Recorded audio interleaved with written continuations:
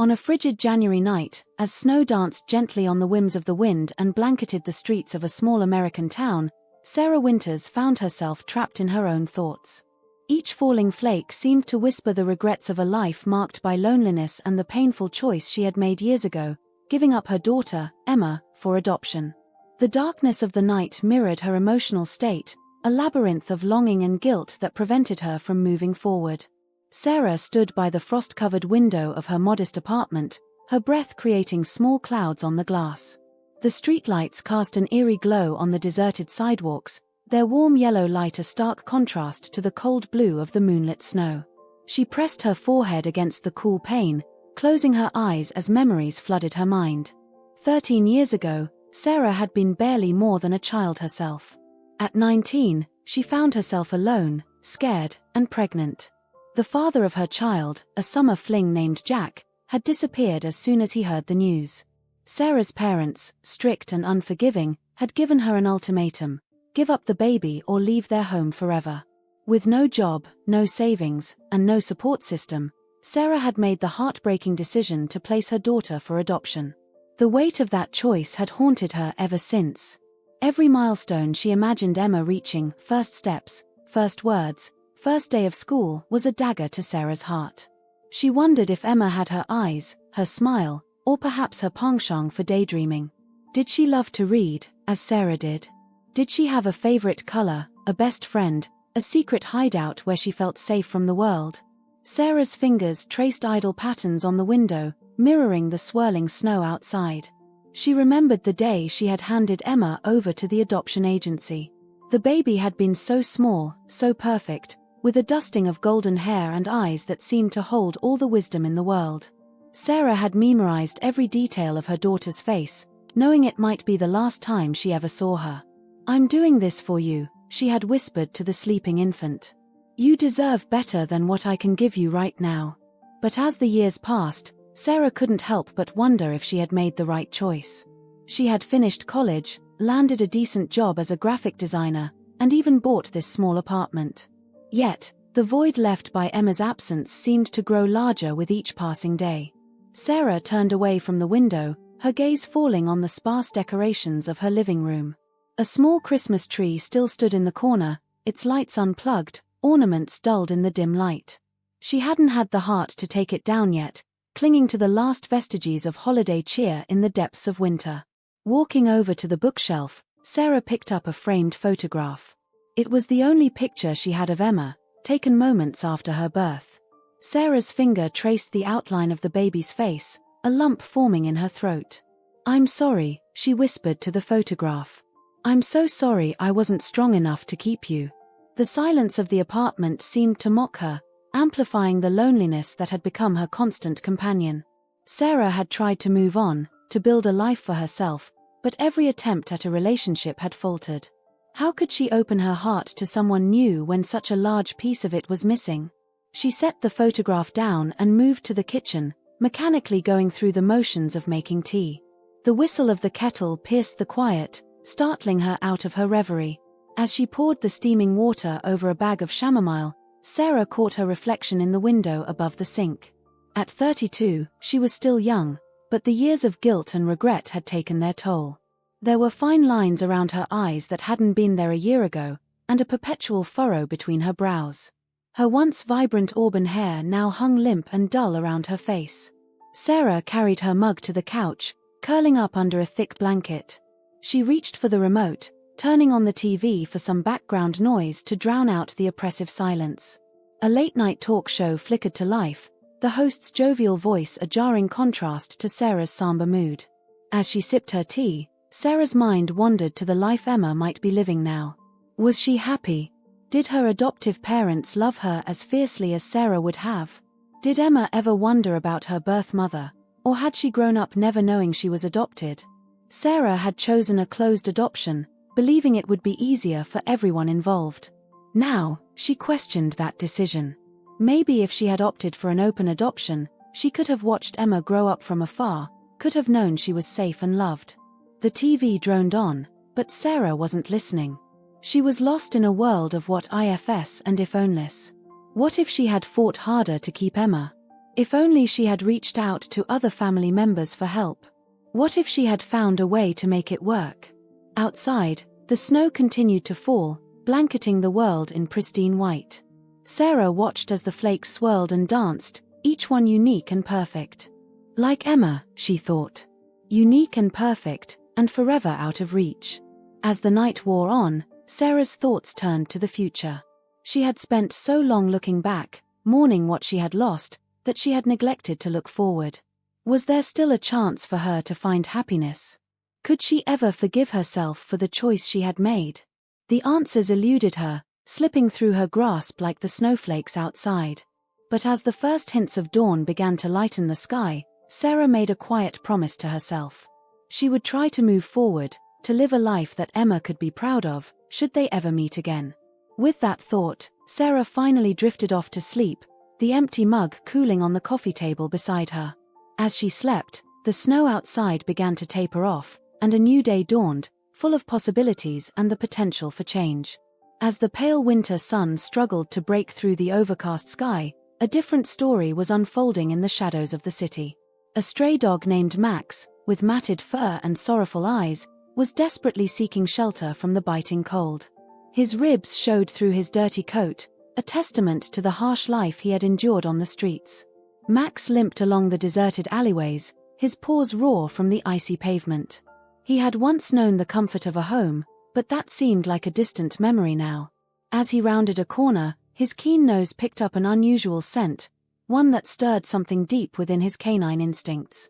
There, nestled between two overflowing dumpsters, was a cardboard box. From it came the faintest of whimpers. Max approached cautiously, his tail tucked between his legs. As he peered into the box, his heart seemed to skip a beat. Inside, wrapped in a threadbare blanket, was a baby. The infant couldn't have been more than a few weeks old, its tiny face scrunched up against the cold. Without hesitation, Max's protective instincts took over. He gently climbed into the box, curling his body around the baby. The warmth of his fur seemed to soothe the child, who quieted almost immediately. As Max lay there, keeping vigil over his unexpected charge, the wail of an ambulance siren cut through the night. The sound echoed off the buildings, growing louder as it approached. Several blocks away, Sarah Winters was jolted from her fitful sleep by the piercing noise. She sat up on her couch, disoriented, the throw blanket pooling around her waist. The TV was still on, casting a flickering blue light across the room. As the siren grew closer, a sense of unease settled over her. Sarah moved to the window, pushing aside the curtain. The ambulance sped past her building, its lights painting the snow-covered street in alternating flashes of red and white. Without quite knowing why, Sarah felt compelled to investigate. She quickly pulled on her boots and coat, not bothering to change out of her rumpled clothes from the day before. As she stepped out into the frigid night air, her breath formed small clouds in front of her face. The ambulance had come to a stop at the end of her street, its lights still flashing urgently. Sarah hesitated for a moment, then began to walk towards the commotion. As she drew closer, she could make out the forms of paramedics rushing towards an alleyway. Curiosity overrode her usual caution, and she found herself following in their wake. What she saw next would change the course of her life forever. In the alley, illuminated by the harsh glare of flashlights, was a cardboard box. And in that box, a stray dog curled protectively around a baby. Sarah's heart leaped into her throat. The scene before her seemed almost surreal, like something out of a movie. She watched, transfixed, as the paramedics gently coaxed the dog away from the infant. To everyone's surprise, the dog refused to leave the baby's side, whining softly and looking up at the strangers with pleading eyes. One of the paramedics turned to Sarah, mistaking her for a local resident. Did you call this in?" Sarah shook her head, still unable to tear her eyes away from the baby and the dog. "No, I just heard the sirens and came to see what was happening." As the paramedics carefully lifted the baby from the box, Sarah felt an inexplicable pull towards the child. Without thinking, she blurted out, "Is the baby okay?" The paramedic nodded, his expression grim but relieved. "Seems to be. Thanks to this dog, the little one's body temperature is normal. Could have been a very different story otherwise." Sarah watched as they wrapped the baby in warm blankets and prepared to transport it to the hospital. The dog, still refusing to leave, tried to follow them to the ambulance. "What about the dog?" Sarah heard herself asking. "What will happen to him?" The paramedic shrugged. "Animal control will probably pick him up. Poor thing, looks like he's been on the streets for a while." In that moment, Sarah made a decision that would alter the course of her life. "No," she said firmly. "I'll take him." The paramedic looked at her skeptically. "Are you sure? He might need medical attention, and we don't know his history." Sarah nodded, her resolve strengthening with each passing second. "I'm sure. He saved that baby's life. The least I can do is give him a warm place to sleep tonight." As the ambulance pulled away, its siren once again piercing the night, Sarah was left alone in the alley with the dog. She knelt down, extending her hand slowly. "Hey there, boy," she said softly. "You've had quite a night, haven't you?" The dog regarded her warily for a moment before inching closer. He sniffed her hand, then gave it a tentative lick. Sarah felt a lump form in her throat.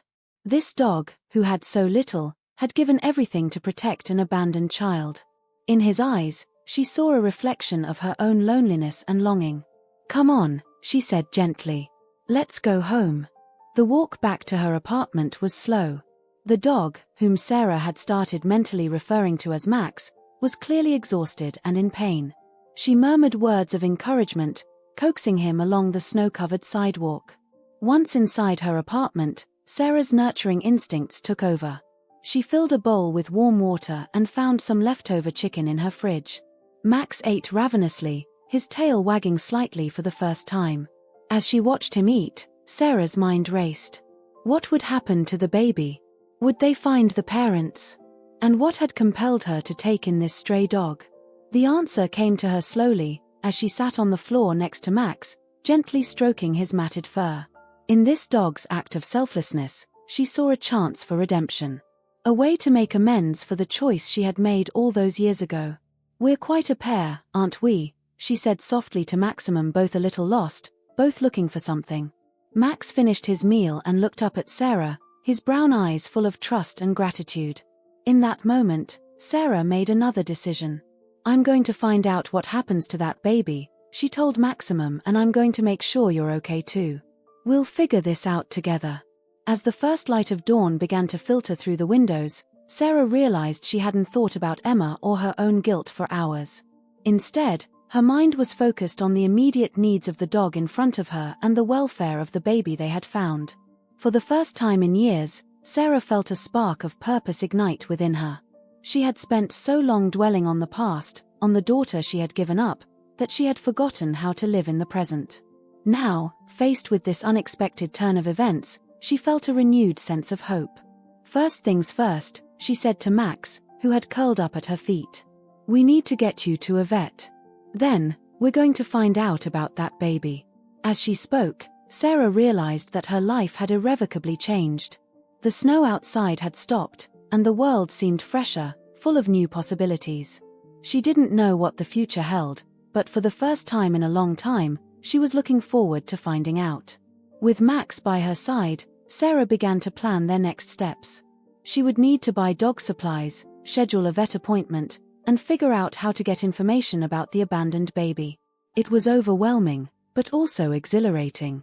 As the city began to wake up around them, Sarah and Max settled into a companionable silence. They had found each other on the coldest of nights, two lost souls connecting in the most unexpected of ways.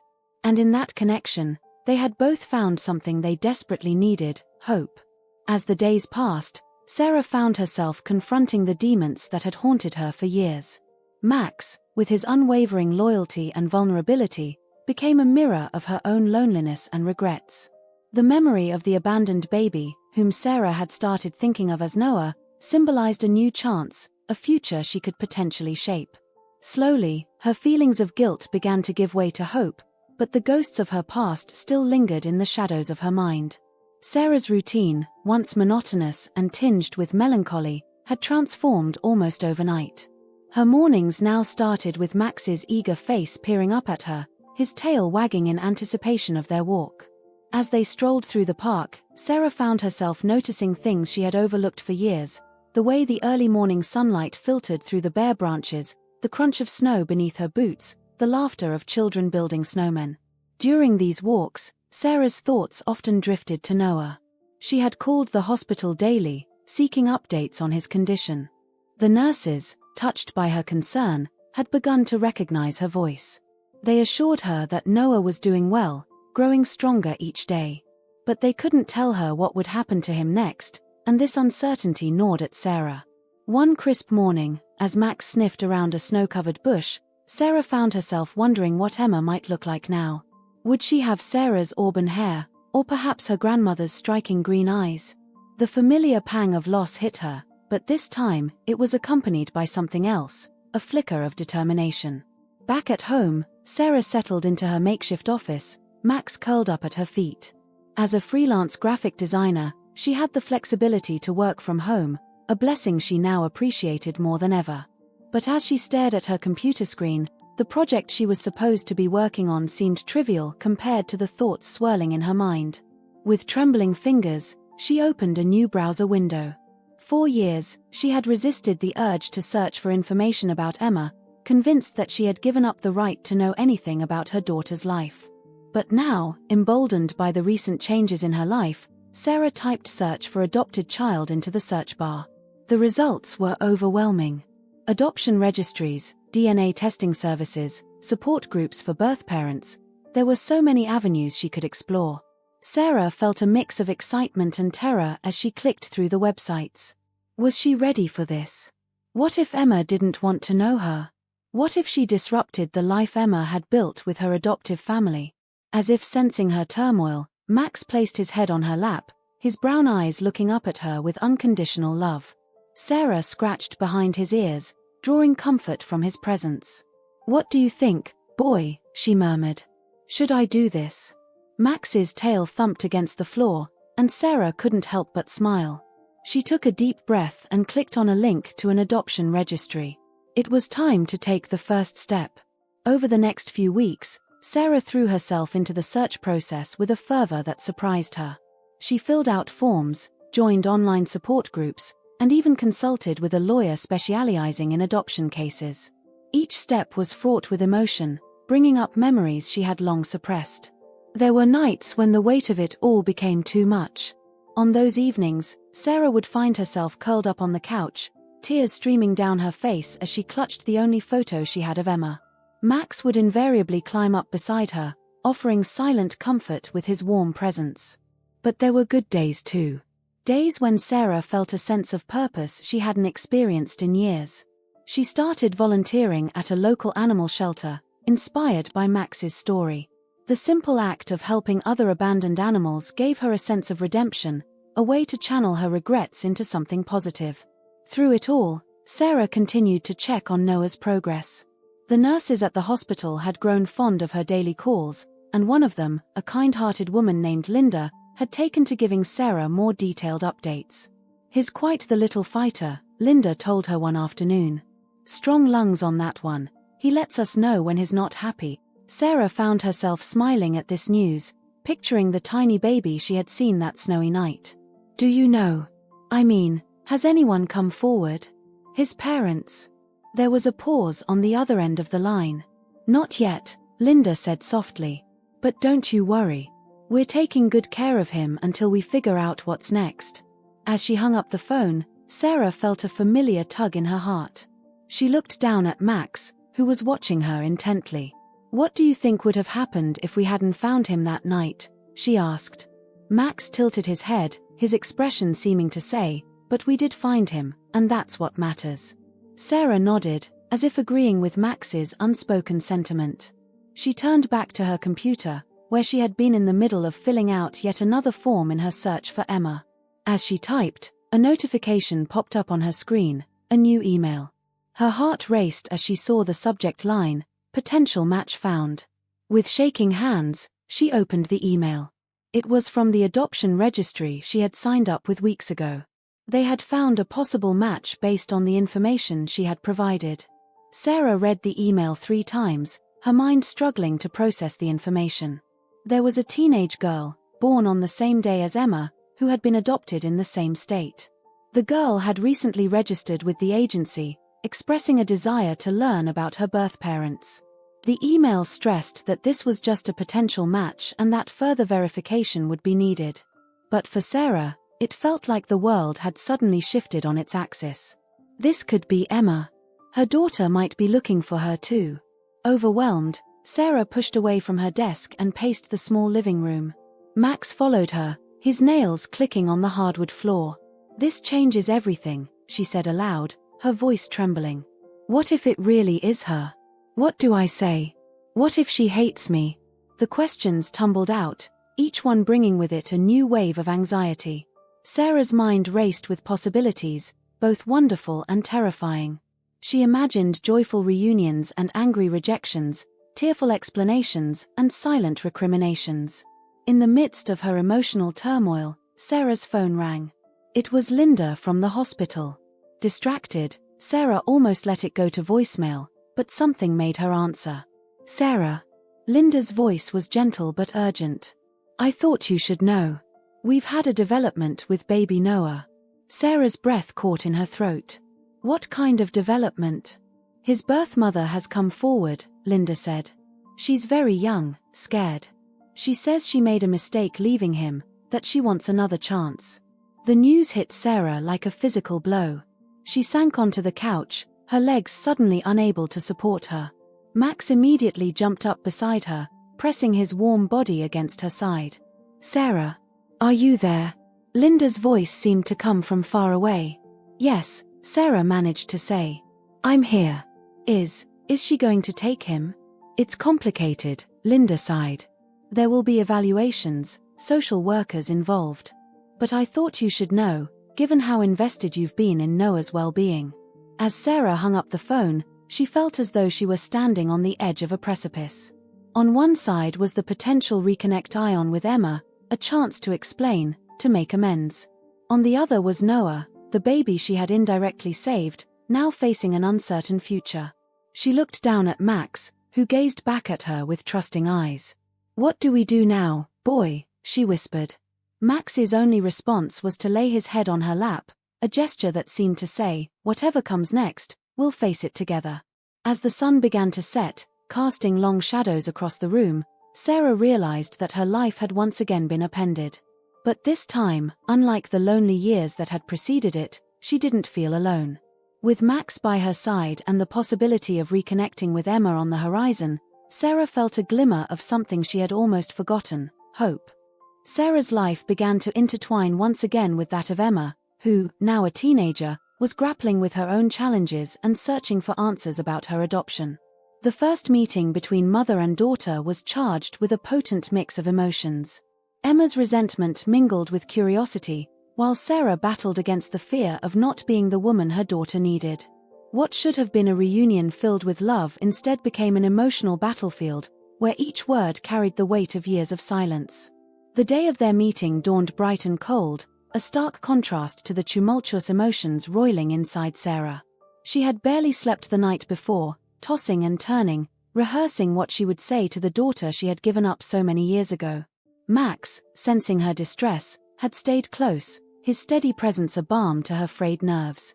As Sarah drove to the neutral location they had agreed upon, a small cafe on the outskirts of town, her hands shook on the steering wheel. She arrived early, choosing a secluded booth near the back. The waitress, noticing her nervous energy, offered a sympathetic smile as she poured coffee into Sarah's cup. The bell above the door chimed, and Sarah's head snapped up. A young girl entered, her eyes scanning the cafe uncertainly. Sarah's breath caught in her throat. Emma. Her daughter. The years melted away, and for a moment, Sarah saw the infant she had cradled in her arms all those years ago. Emma spotted her and approached slowly, her face a mask of caution and barely concealed emotion. As she slid into the booth across from Sarah, the silence between them was deafening. "Hi," Sarah finally managed, her voice barely above a whisper. "Hi," Emma replied, her tone guarded. They stared at each other, drinking in the features they had only imagined for so long. Sarah saw her own eyes looking back at her, the same shade of green she saw in the mirror every day. But Emma's hair was darker, her chin more pointed, features that must have come from her biological father. "You look," Sarah began, then faltered. "Beautiful. Grown up. Like everything I've ever dreamed of." The words stuck in her throat.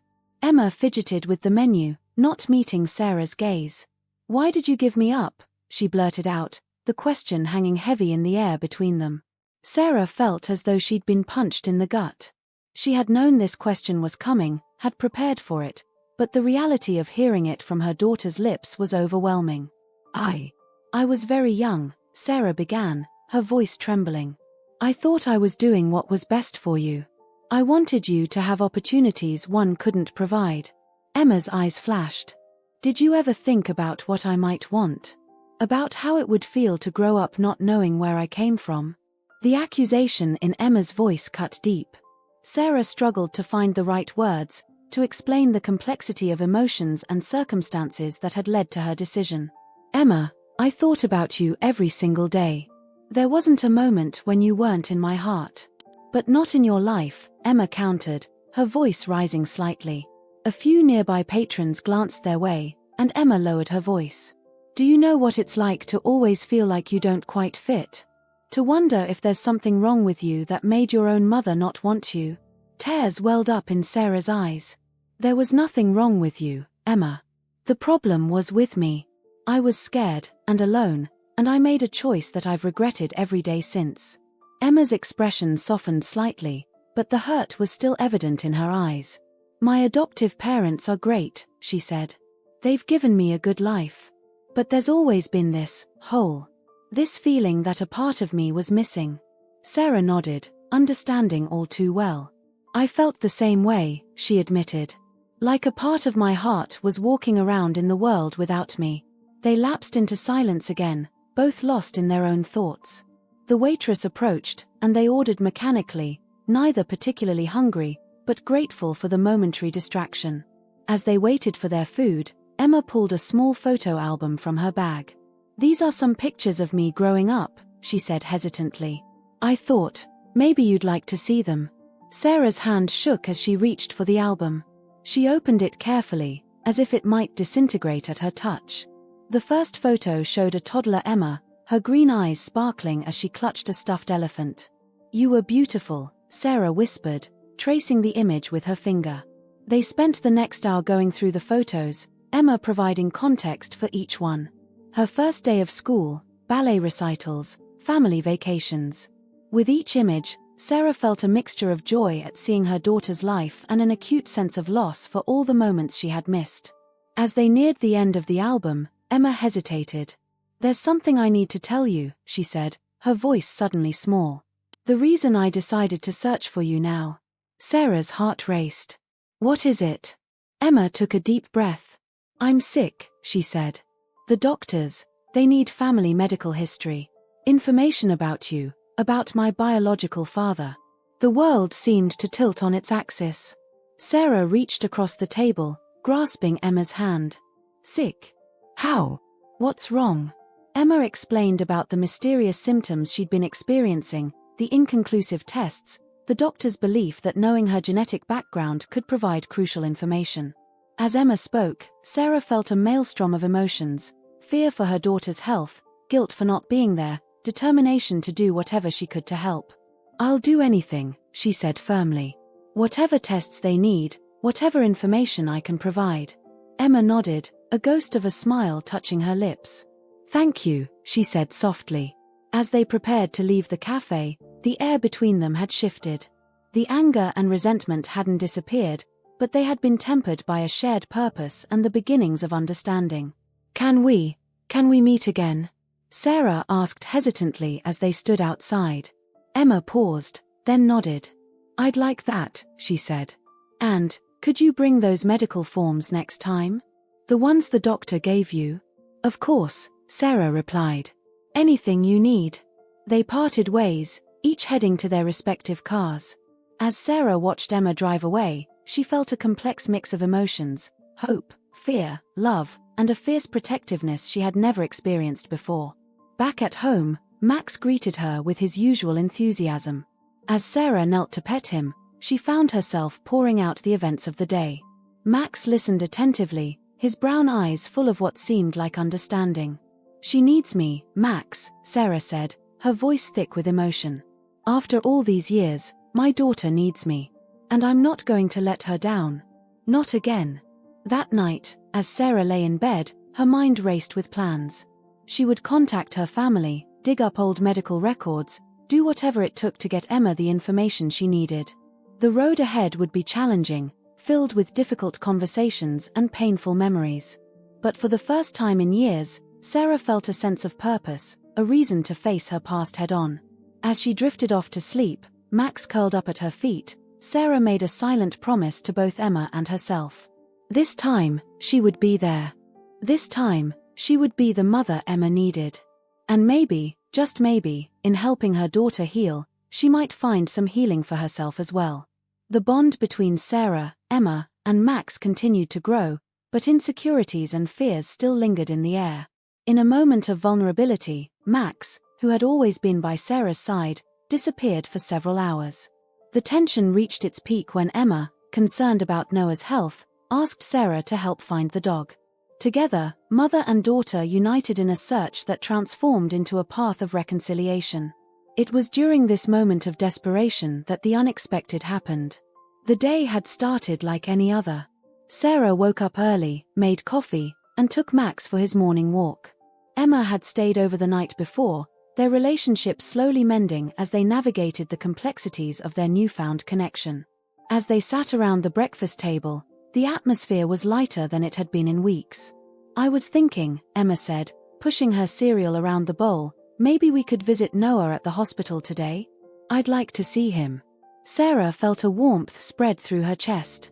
Emma's interest in Noah, the baby they had indirectly saved, touched her deeply. "Of course," she replied. "I'm sure Linda would be happy to let us see him." As they prepared to leave, Sarah called out for Maximum. Usually, the loyal dog would come bounding at the sound of his name, but this time, there was only silence. "Max!" Sarah called again, a note of worry creeping into her voice. She searched the apartment, checking all of Max's favorite hiding spots, but he was nowhere to be found. Emma joined the search, her brow furrowed with concern. "When did you last see him?" she asked. Sarah racked her brain. "This morning, during our walk. But I'm sure he came back with me. He always does." As the minutes ticked by, Sarah's anxiety grew. Max had been her constant companion, her rock during the tumultuous weeks since finding Noah and reuniting with Emma. The thought of him out there alone, possibly hurt or scared, was unbearable. "We need to find him," Sarah said, her voice cracking. "He's not just a dog, Emma. His family." Emma nodded, understanding the depth of Sarah's attachment to Maximum. "Let's make some flyers," she suggested. "We can put them up around the neighborhood while we look for him." For the next few hours, mother and daughter scoured the streets, calling Max's name and showing his picture to anyone who would listen. As they searched, they talked more openly than they ever had before. "I used to imagine what it would be like to do things like this with you," Emma confessed as they stapled another flyer to a telephone pole. "Normal, everyday things. Like looking for a lost dog." Sarah's heart clenched. "I imagined it too," she said softly. "Every milestone, every ordinary day. I pictured what it would have been like if I had kept you." Emma was quiet for a moment. "Do you regret it? Giving me up?" Sarah stopped walking, turning to face her daughter. "Yes and no," she said honestly. "I regret the pain it caused both of us. But I don't regret the life you had, the opportunities you were given. Your adoptive parents could provide for you in ways I never could have back then." Emma nodded, absorbing this. "I used to be so angry," she admitted. "But now, seeing you with Max, with Noah, I'm starting to understand. It must have been an impossible choice."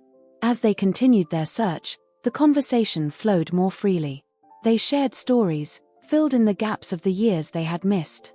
Despite the worry for Max, both Sarah and Emma felt a shift in their relationship, a deepening of understanding and connection.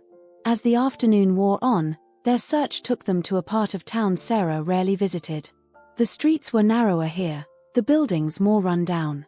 As they turned a corner, they heard a familiar bark. "Max!" Sarah called out, hope surging through her. They followed the sound to a small, overgrown park. There, in the center of a group of children, was Maximum. But he wasn't alone. Clutched gently in his mouth was a tattered stuffed animal, and he was playing an enthusiastic game of tug-of-war with the kids. Sarah and Emma approached slowly, not wanting to startle him. As they got closer, they noticed an elderly woman sitting on a nearby bench, watching the scene with a gentle smile. "Is this your dog?" the woman asked as they drew near. Sarah nodded, relief washing over her. "Yes, we've been looking for him all day. I was so worried." The woman's smile widened. "He's been here for hours, playing with the children. It's been a long time since I've seen them so happy." As Sarah called to Max, the dog bounded over, still carrying the stuffed animal. He dropped it at Sarah's feet, his tail wagging furiously. "I think he wanted you to have that," the elderly woman said, nodding at the toy. "It belonged to my daughter. I was going to donate it today, but your dog seemed quite determined to bring it to someone." Sarah picked up the stuffed animal, a worn teddy bear with one eye missing. As she turned it over in her hands, something fell out, a small, heart-shaped locket. Emma gasped. "Look at the engraving," she said, pointing to the back of the locket. In tiny, faded letters, it read, "To my dearest Emma, all my love." Sarah and Emma looked at each other, then at the elderly woman, who was watching them with a knowing expression. "Emma," the woman said softly. "Is that you?" Emma nodded, her eyes wide with surprise. The woman stood slowly, her eyes filling with tears. "I'm Margaret. I knew your mother. Your birth mother, I mean." Sarah felt as though the ground had shifted beneath her feet. "You knew me?" she asked, her voice barely above a whisper. Margaret nodded. "I lived next door to you when you were pregnant with Emma. I always wondered what happened to you both." The coincidence seemed too great to be real. Sarah's mind raced, trying to remember the kind neighbor who had offered support during those difficult months. "I moved away shortly after you gave Emma up for adoption," Margaret continued. "I've lived here ever since. I never thought I'd see either of you again." As the three women talked, piecing together the incredible sequence of events that had brought them to this moment, Max sat contentedly at their feet, seemingly pleased with his day's work.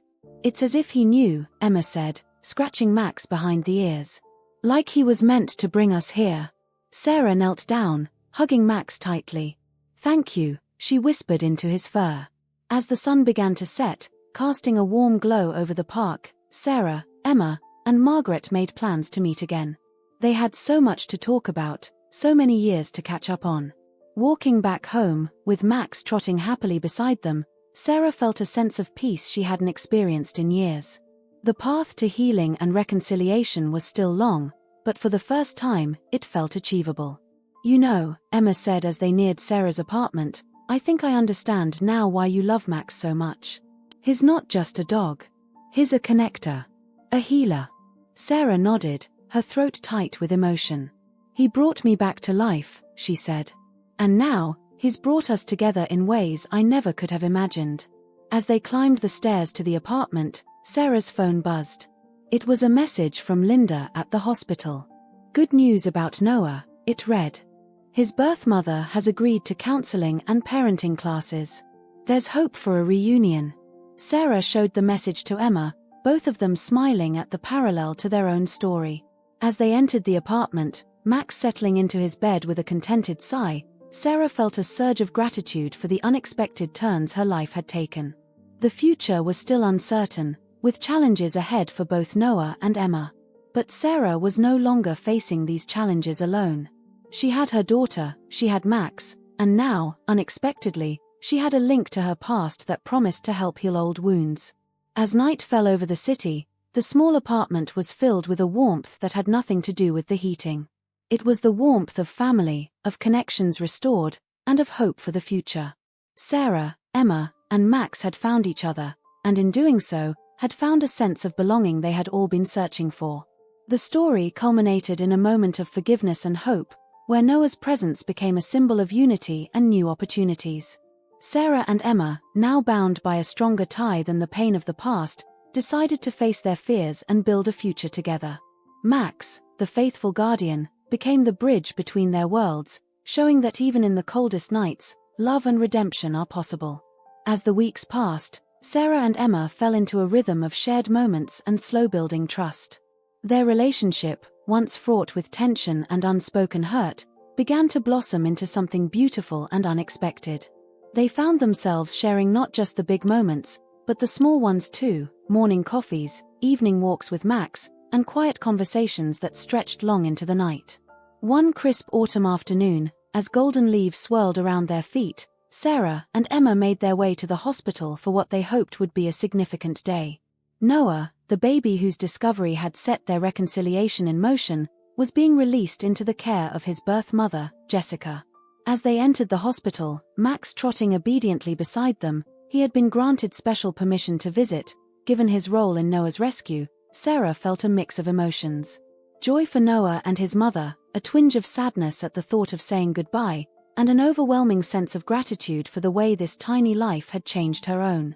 They found Jessica in Noah's room, cradling her son and singing softly. She looked up as they entered, her eyes filled with a mixture of exhaustion and pure love.